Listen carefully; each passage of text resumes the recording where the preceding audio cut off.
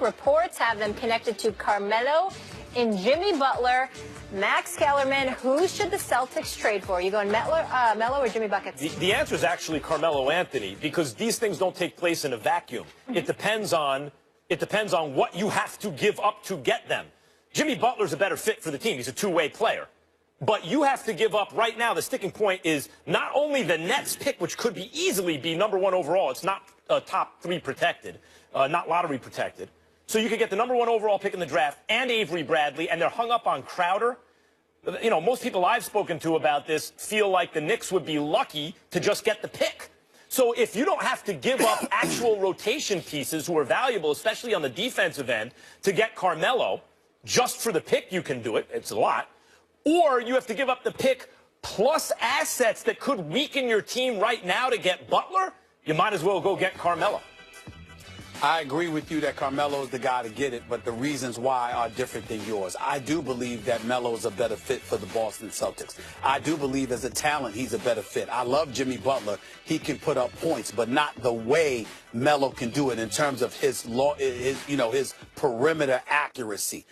He definitely plays better defense than Melo. There's no question about that. But I think if you're Brad Stevens, you've got requisite parts that can be on the floor defensively. And I think the impediment to Boston's success is that other than that 5'9" miniature dynamo and Isaiah Thomas, who is one of the league-leading candidates for league MVP honors, you don't have a guy that you can give the ball to when it counts in crunch time and say, take me there, close this deal. Not only that, if you're the New York Knicks, Crowder, I like Crowder. I like Crowder a lot. Me too. And I think that he's a piece that you want on your team. I like Avery Bradley a lot, too. Max, both of them are 26 years old. Yep. If I'm the New York Knicks, I don't hesitate, but I also know that I'm not empowered because it's something that Melo has to approve because he has that no-trade clause, and that's what it comes down to. In other words, Carmelo doesn't want to go to a place that's weakened by the trade for him, which is what happened with Denver.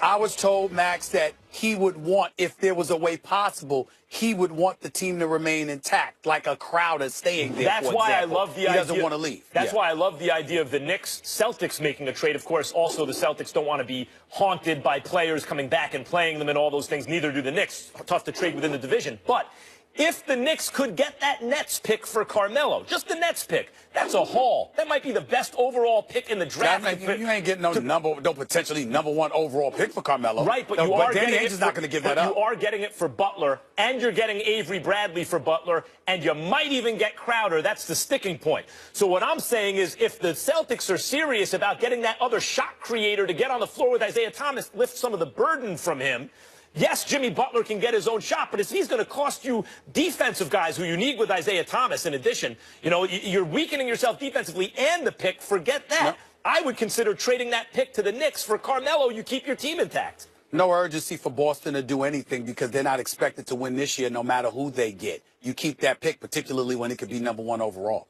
And this just came in. We got some trades, fellas, according to our Mark Stein. Andrew Bogut and Justin Anderson and a conditional first-round pick will be traded from Dallas to Philadelphia for Nerlens Noel. Ooh. Talk about Andrew Bogut. Do you not feel bad for him? In the finals with Golden State 2 years ago. Then in the finals, they win the championship 2 years ago. They go to Game 7 last year. He gets injured in Game 6. Now he goes from that to Dallas to now Philadelphia. I mean, damn. All right. He's had some bad luck. We got to go. We got your final take. You guys brought up Boston. The Patriots are fresh off another Super Bowl title, but Max has a strong message for the reigning champ. By Best Pro Shops. Your adventure starts here.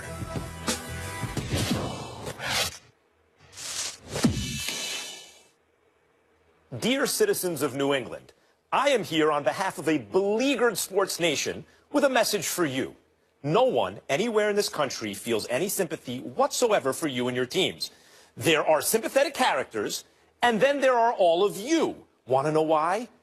Every single one of your major sports franchises has won a championship in the last 10 years, yet somehow you still play the persecution card. Just this week, 5-time champion Patriots owner Robert Kraft said publicly that he doesn't hold grudges, but he'll remember the injustice of Deflategate. So let's review the case that he and his team and all you fans are victims in all this. First, your best ever quarterback did or did not cheat on the way to your 4th Super Bowl title. Next, There was an investigation during which said incredible quarterback destroyed evidence. Then the league commissioner suspended the quarterback. The quarterback fought the suspension and lost. The commissioner did indeed have the power vested in him, in part by owners like Robert Kraft and also by the players' union. So the 39-year-old quarterback sat the first 4 games of the season. The team went 3-1, and the backup quarterback increased his potential trade value to first-round pick level.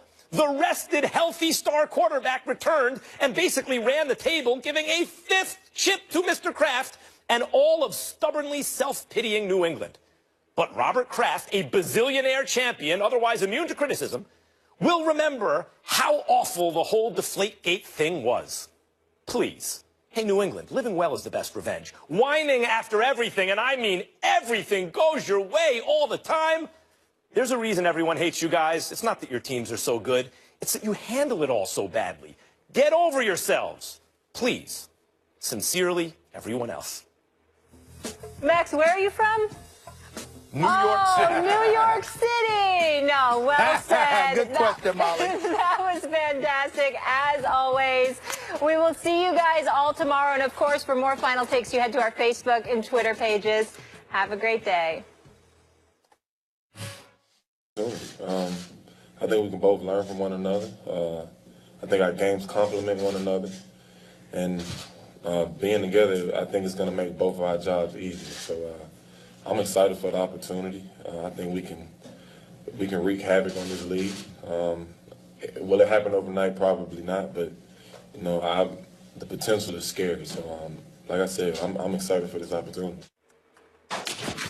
That was DeMarcus Cousins saying that he and Anthony Davis will wreak havoc on the NBA, and that havoc begins tonight against the Rockets. Both Cousins and Davis are averaging 27 points, over 10 rebounds, and over 10 rebounds per game this season. So we're wondering, Max Kellerman, yes, who should be the Batman on the court for the Pelicans? Ready for this, Molly? Ready for this for Stephen A? You ready for this? No. On the court, Batman should be Boogie Cousins. Really? Oh, Lord. Anthony Lord. Davis is a better player than Boogie Cousins. I'm not talking don't qualify it. Don't qualify it. Say what you got to say. I am not say what you gotta talking say. about the locker room. I'm just talking about on the court, on the floor. You want to work inside out. Hold on, Max. Max, let me get relaxed for this. Hold on. Let me kick my feet up here. You go ahead. Let me kick my feet up here for this one. Let me get my blueberry muffin. Go ahead, Max. Take your time, Max. I can't believe this. I want to hear this. Who's the more effective Take as much time as you need. Take as much time as you need. Go ahead. Who's the more effective inside player, Stephen A? Boogie or Anthony Davis? Inside, who's more effective? Don't ask me no questions. Just go ahead and speak. You know just the go ahead answer. and speak. You might want to move into the frame. There you go. You know the answer is Boogie Cousins. He's the more effective inside player. Now, here's the other strange thing. Anthony Davis, famously, he was celebrated for being a point guard who grew a foot suddenly, and now all of a sudden he's a 4 or 5. He's a big. So he should have point guard skills in passing, and he can pass the ball. But who's the better passer? Actually, Boogie Cousins, who's a brilliant and underrated passer for a big.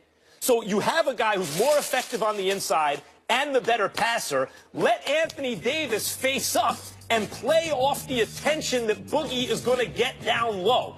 What does that mean? Anthony Davis still be the better player. Anthony Davis may even score more.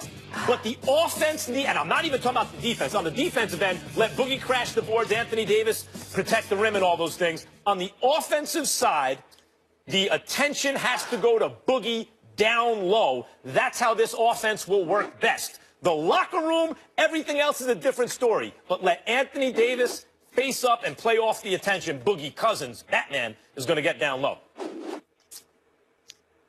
You finished? I am, for now. Max Kellerman. So let me get this straight.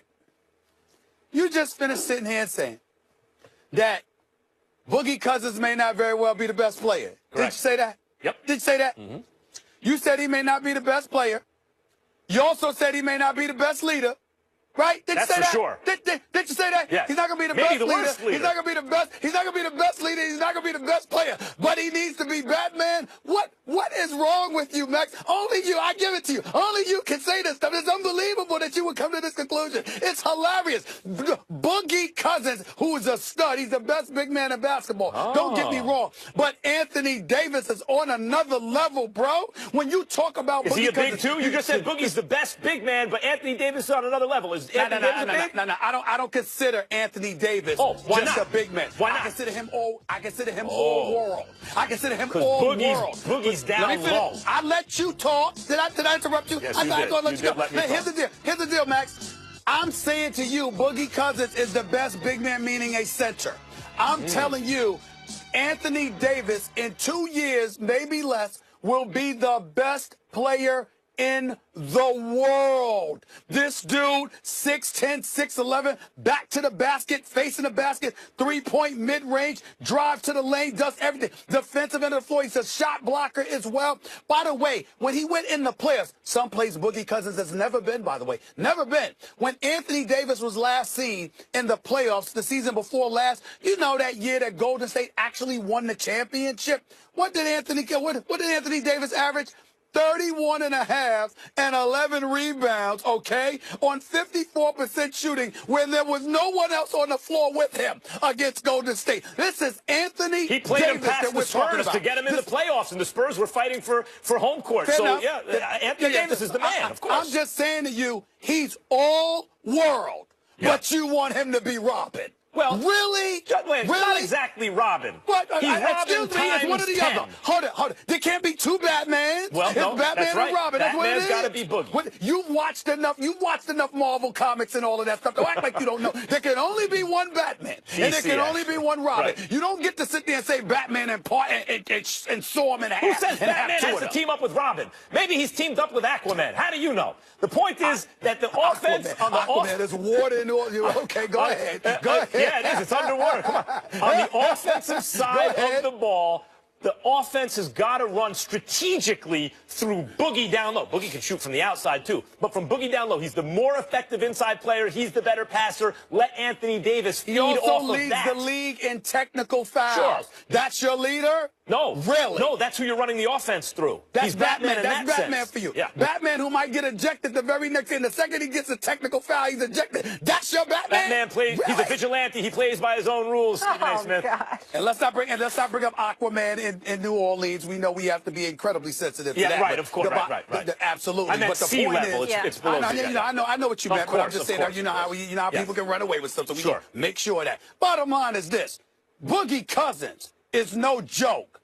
But even being no joke, even being the best big man in basketball, he is no Anthony Davis. I can promise you that.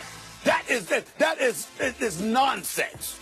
Anthony Davis is the better player, but listen, on the Dream Team, the original Dream Team, did they run the offense through Michael Jordan, the greatest player who ever lived? Actually, Charles Barkley used to lead that team in scoring. Charles Barkley was kind of Batman on that team. They were playing against Angola. Will you stop it? By the way, the hopes of New Orleans is that these two guys can turn the rest of the league into some lesser version of basketball teams. These twin towers can be used as any effective twin tower pair is used, not with both down low. There's not enough room. Someone's got to play outside facing up. That's going to be Anthony Davis, and the attention should go down low through Boogie, making him the Batman of the offense.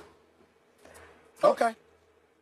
Let's leave it there. Who should be the Batman for the Boston Celtics? Jimmy Buckets or Carmelo? I might be spreading rumors right now. Which superstar would look best in Boston's green and white? Find out that next, and also find out why Jay Cutler's next stop might not be on any team in the NFL. Cue Stephen A., please.